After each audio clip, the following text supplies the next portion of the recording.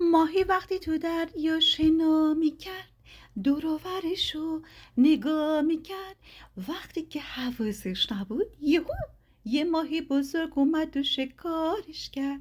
ماهی بزرگ وقتی شنا میکرد دور و برشو نگاه میکرد. وقتی که حواسش نبود یهو یه کوسه بزرگ اومد اونو شکارش کرد. کوسه بزرگه وقتی شنا میکرد دور و برشو نگاه میکرد. وقتی حواسش نبود یه نهنگ بزرگ اومد اونو شکارش کرد. نهنگ بزرگه وقتی شنا میکرد دور و برشو نگاه میکرد. وقتی حواسش نبود یه قایق بزرگ اومد اونو شکارش کرد.